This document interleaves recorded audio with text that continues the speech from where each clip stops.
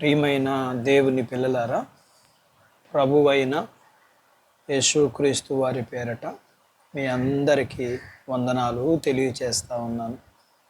ప్రభువు వారి పేరట మీ అందరికీ శుభము దీవెనలు కలుగునుగాక. పరిశుద్ధ గ్రంథము నుండి దేవుని వాక్యాన్ని చదువుతున్నాను. రాజుల మొదటి గ్రంథము 3వ అధ్యాయము 14వ వచనాన్ని చదువుతున్నాను. మరియు నీ తండ్రి అయిన దావీదు నా మార్గములలో నడిచి నా కట్టడలను నేను నియమించిన ధర్మశాస్త్రం అంతటిని గైకొన్నట్లు నీవు నడిచి వాటిని గైకొనిన ఎడల నిన్ను దీర్ఘాయుష్మంతునిగా చేసేదను అనెను. దేవుడు తన మాటలు మనందరి కొరకు దీవించునుగాక. ఆమేన్. ప్రియమైన దేవుని పిల్లలారా, దేవుడు మానవుణ్ణి సృష్టించాడు. అలాగే ఈ భూమి మీద అతని కొరకు అన్నింటినీ ఏర్పాటు చేసి, అలాగే అతడు దీర్ఘ ఆయుష్ కలిగిన వాడిగా ఉండాలని దేవుడు ఏర్పాటు చేశాడు.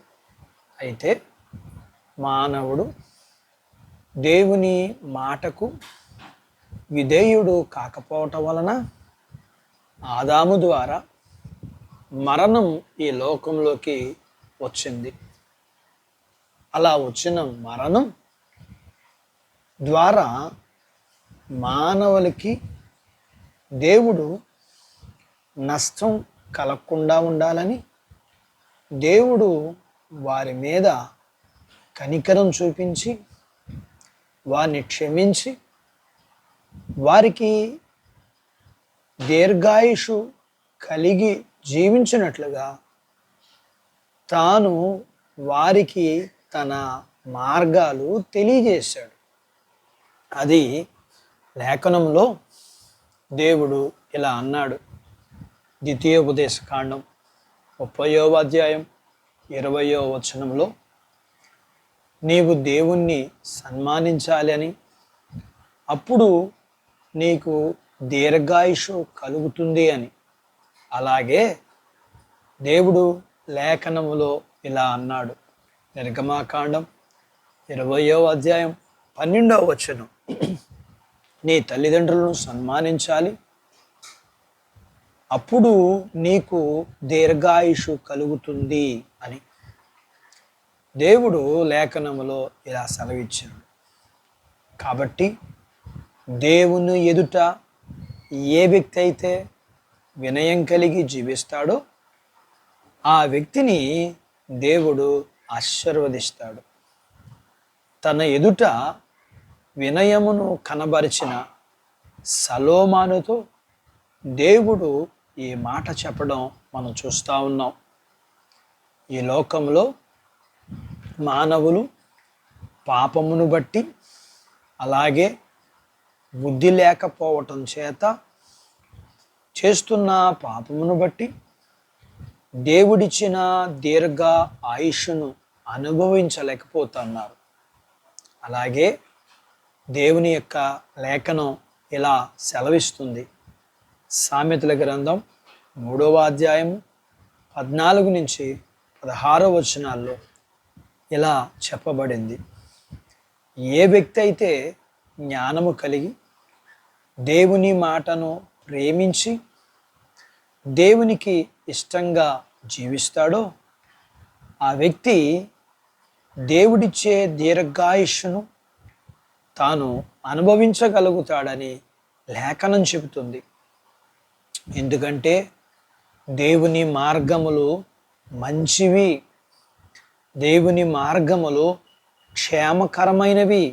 అందుకనే దేవుని యందు భయభక్తులు కలిగి జీవించి దేవుడిచ్చే దీర్ఘ ఆయుష్ను దేవుడిచ్చే సంతోషాన్ని పొందుకుందాం. అట్టి బాధ్యత దేవుడు మనకు దయచేయునుగాక. ఆమేన్. దేవుడు తన మాటలు మన కొరకు దీవించునుగాక. ఆమేన్. ప్రార్థించుకుందాం. మమ్మల్ని మిక్కిలిగా ప్రేమించిన మా ప్రియ పరలోకపు తండ్రి, మీ పరిశుద్ధ నామమును బట్టి మీకు వందనాలు చెల్లిస్తూ ఈ ఉదయకాలం మీ పాదాల దగ్గర మీ లేఖనాన్ని మేము నేర్చుకోవడానికి సహాయం చేశారు. అందును బట్టి మీకు వందనాలు. మీ పిల్లలకి మీరు చేసిన వాగ్దానము నేను స్వతంత్రించుకొనడానికి మేము మీకు విధేయులమై మీ మార్గములలో నడుచుకొని క్షేమాన్ని, ఆయుష్ను, ఆనందాన్ని పొందుకునే బాధ్యత మీ పిల్లలందరికీ మీరు దయచేయమని, మీ పిల్లలకి వినయము కలిగిన మనసును, భయభక్తులు కలిగిన మనస్సును మీరు అనుగ్రహించమని, వీరిని మీరు కలిగినంతటిని దీవించమని, వీరి కుటుంబీకులను అందరినీ దీవించమని, వీరి పిల్లల్ని, యవనస్తుల్ని, వృద్ధులను, స్త్రీ పురుషుల్ని మీరు దీవించమని, వీరికి కలిగిన వ్యాపారాలు, పొలాలు, పశువులు, చదువులు, ఉద్యోగాలు మీరు దీవించమని, వివాహాలు కావలసిన వారికి వివాహాలు అవ్వటానికి, గర్భఫలం లేని వారికి గర్భఫలమును ఇమ్మని, గర్భం కలిగిన వారికి సుఖమైన ప్రసూతి ఇమ్మని, ప్రసూతి అయిన వారికి ఆరోగ్యాన్ని ఇమ్మని, వర్షాలు ఇమ్మని, మీ పిల్లలకు కావలసిన కనీసపు అవసరతలు, ఉన్నతమైన దీవెనలు, రెట్టింపైన ఆశీర్వాదాలు మీ పిల్లలకి ఇమ్మని యేసు ప్రభు వారి పేరట స్తుతించి ప్రార్థించి వేడుకుంటున్నాము తండ్రి. ఆమెన్. దేవుడు మిమ్మల్ని దీవించునుగాక. ఆమెన్.